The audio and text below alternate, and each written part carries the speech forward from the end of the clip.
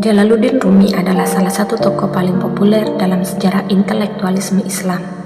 Karya-karyanya berpengaruh tidak hanya di kalangan Muslim, tetapi juga non-Muslim.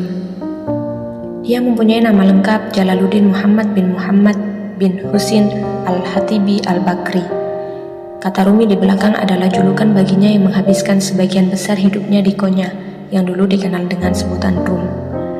Rumi lahir di Balkh, sekarang masuk wilayah Afghanistan, pada 30 September 1207. Ia lahir dari keluarga yang berpendidikan tinggi. Ayahnya bernama Baharuddin Walad, seorang dai terkenal, faqih dan juga seorang sufi yang masih memiliki keturunan dengan Abu Bakar. Latar belakang ayahnya itu membuat Rumi sangat dekat dengan ilmu agama dan tradisi tasawuf. Beberapa karya yang monumental adalah Diwan Syamsi Tabrizi, Mathnawi, dan Fihi Ma Fihi. Denny J.E. dalam sebuah artikel yang tayang di Republika mengatakan bahwa Rumi adalah penyair paling populer di Amerika Serikat. Laporan dari BBC menunjukkan bahwa buku puisi Rumi terjual jutaan kopi di AS, melampaui penyair kontemporer paling hebat dunia barat sekalipun. Puisinya dibacakan bukan saja di masjid, tapi juga di gereja, sinagog, dan juga universitas. Membaca Rumi tidak hanya mereka para pegiat sastra.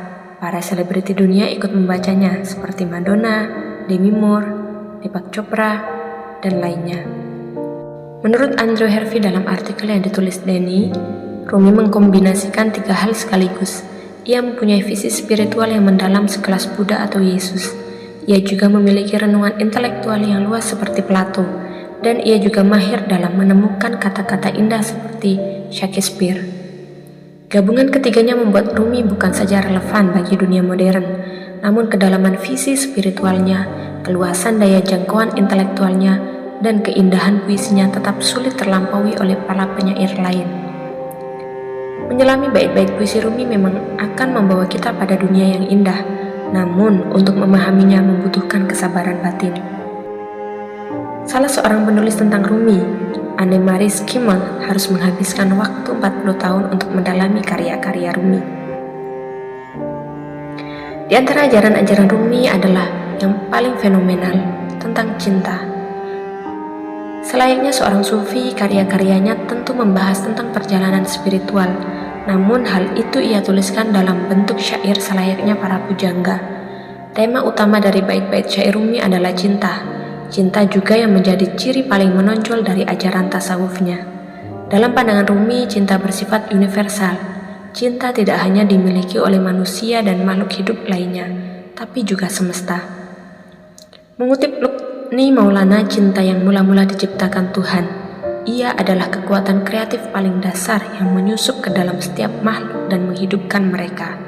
Cinta pula yang menjadi penyebab gerak materi. Bumi dan langit berputar demi cinta. Ia berkembang dalam tumbuhan dan gerakan makhluk hidup. Cinta adalah samudera tak bertepi, tetapi langit menjadi sekedar serpihan-serpihan busa. Mereka kacau balau bagaikan perasaan. Zulaiha yang menghasrati Yusuf.